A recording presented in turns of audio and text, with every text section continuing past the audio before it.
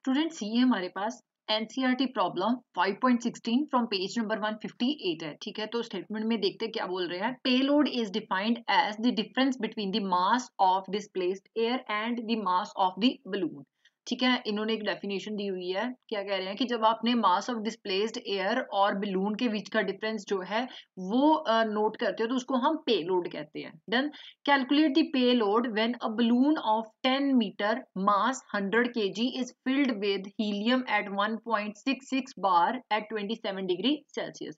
अब कह रहे हैं कि आपने पेलोड जो है वो फाइंड आउट करना है जब एक बलून जो है जिसका रेडियस कितना दिया हुआ है 10 मीटर दिया हुआ है, मास 100 केजी है, उसको आपने फिल किया है हीलियम गैस के साथ एट 1.66 बार प्रेशर पे और 27 डिग्री सेल्सियस टेम्परेचर पे। ठीक है, अब डेंसिटी ऑफ एयर इन्होंने कितनी दी हुई है 1.2 केजी पर मीटर क्यूब और गैस कांस्टेंट जो है 0.083 bar decimetre cube kelvin inverse mole inverse given है। ठीक है, तो पेलोड हम देख लेते हैं इसको।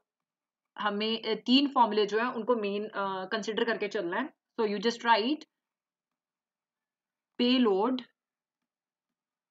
equal to mass of displaced air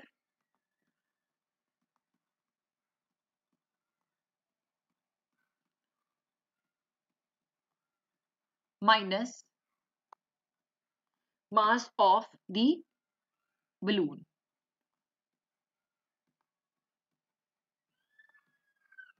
Okay, now अब हमने मास ऑफ डिस्प्लेस्ड एयर जो है वो फाइंड आउट करना है। तो आप पहले फॉर्मूले जो है वो एक बार देख लोगे जिससे आपको क्लियर हो जाएगा कि आपने क्या क्या फाइंड आउट करना है और कैसे कैसे स्टेप वाइज हमने चलना है। So mass of displaced air can be find out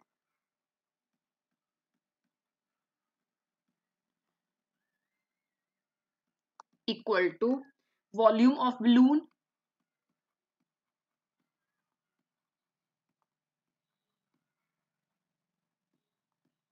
into density of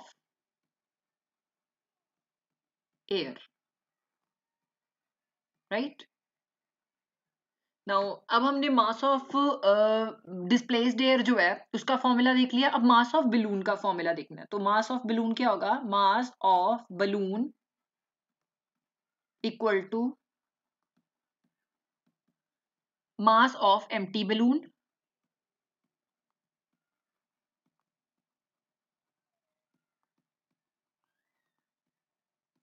plus mass of helium field.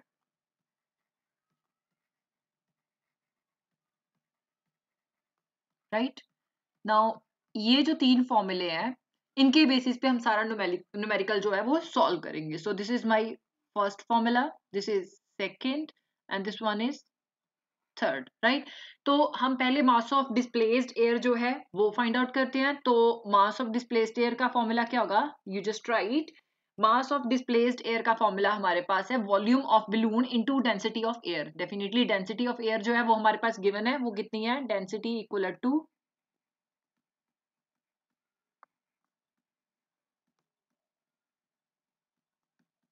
1.2 kg per metre cube, but volume given नहीं है। तो वॉल्यूम हम कैसे फाइंड आउट कर सकते हैं? यू जस्ट राइट हमारे पास ये जो बलून है ये हम अज्यूम करके चल रहे हैं कि ये स्फीयर है। ठीक है, तो वॉल्यूम ऑफ बलून अगर स्फीयर मान के चल रही हूँ तो क्या आ जाएगा? 4/3 पाई आर क्यूब आ गया। ठीक है, अब आर आपके पास गिवन है, आर कितना है? R radius equal to 10 metre given है। ठीक है, तो आप वैल्यूज पुट कर दोगे तो इट विल बी 4/3 पाई की वैल्यू 3.14 इंटू 10 का क्यूब आ गया।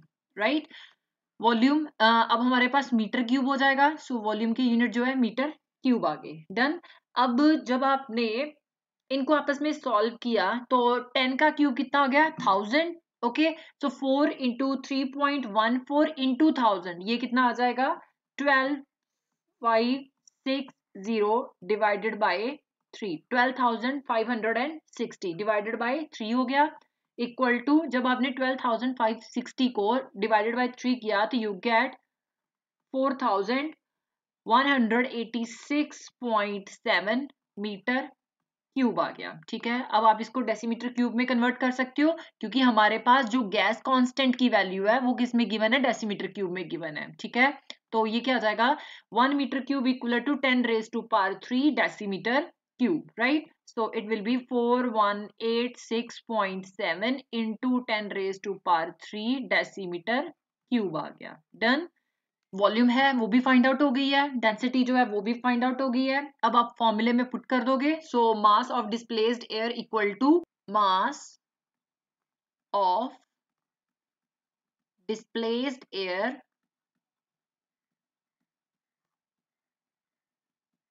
Equal to volume of balloon into density of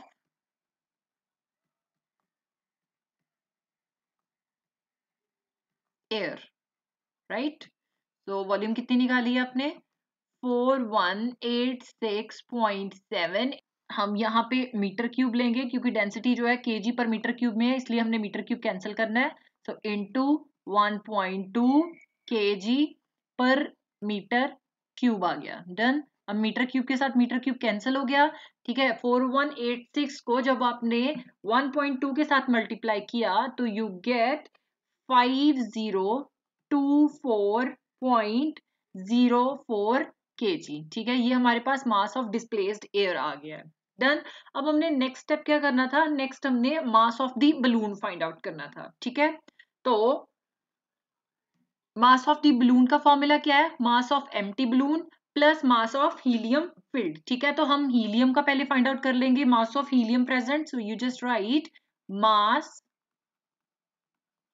of helium present equal to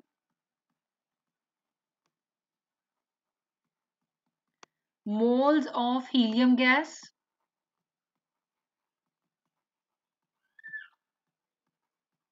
into molecular mass of helium। ये होगा। अब हम मोल्स कैसे फाइंड आउट कर सकते हैं, हम यहाँ पे पीवी इक्वल टू एनआरटी वाला फॉर्मूला लगा देंगे। So you just write according to ideal gas equation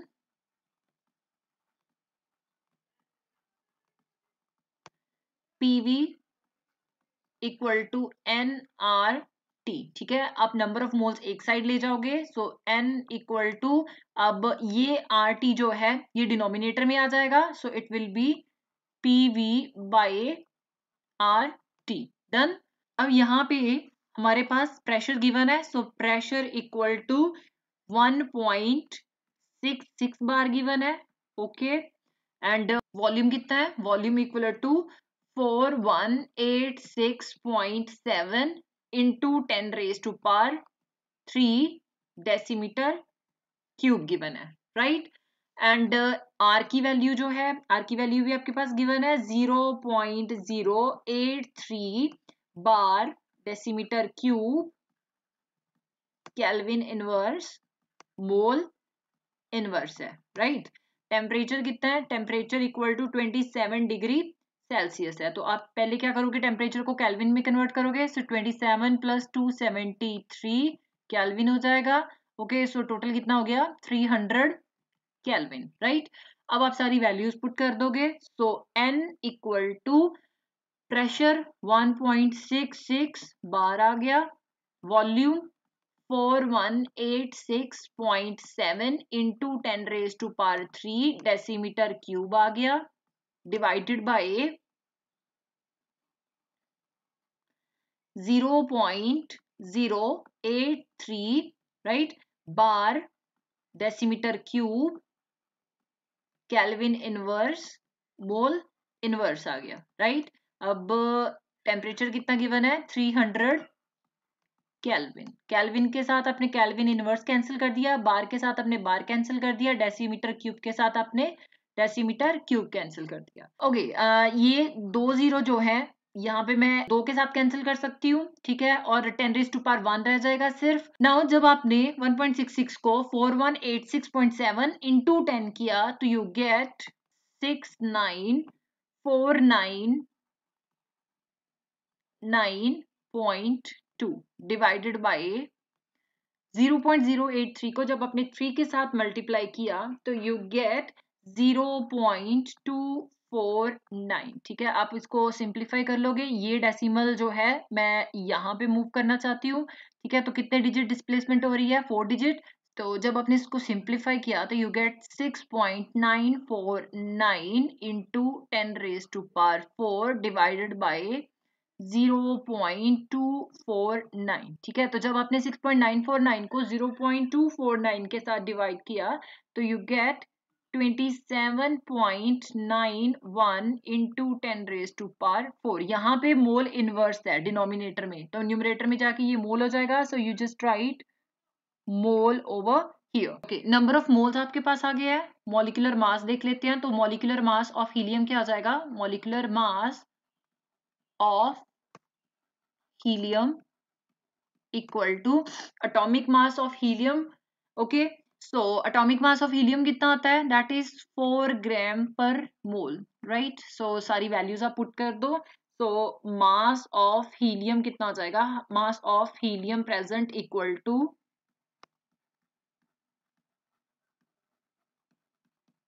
number of moles of helium। number of moles कितने हैं? 27.91 into 10⁻⁴ मोल into molecular mass। molecular mass कितना आ रहा है? 4 ग्राम पर मोल आ रहा है। ठीक है, तो मोल के साथ मोल कैंसिल हो गए। ठीक है, 27.91 into 10⁻⁴ into 4 जब आपने किया तो you get 111.64 into 10⁻⁴ gram, right? अब इसको हम केजी में कन्वर्ट कर सकते हैं। तो if I right this statement like this 111.64 into 10 into 10⁻⁴ 10⁻³ means 1000, right? So 1000 gram equal to 1 kg. So 1116.4 right into 1000 हो गया। ठीक है, ग्राम 1000 ग्राम का 1 kg बन जाता है। So it will be 1116.4 kg। Okay, 1116.4 kg जो है आपके पास मास ऑफ हीलियम प्रेजेंट आ गया है, राइट? मास ऑफ बलून कितना आ जाएगा? You just write mass of balloon equal to mass of empty balloon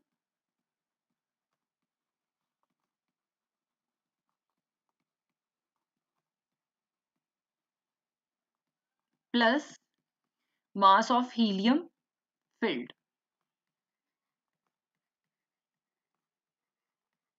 right? अब मास ऑफ बलून आपके पास कितना गिवन है? 100 kg और हीलियम प्रेजेंट कितनी है? 1116.4 kg। जब आपने दोनों को ऐड किया तो you get 1216.4 kg। That means 1216.4 kg आपके पास फिल्ड बलून का मास आ गया है। ठीक है, अब आप लास्ट स्टेप देख लो, पे लोड जो है वो फाइंड आउट कर सकते हो। So payload equal to mass of displaced air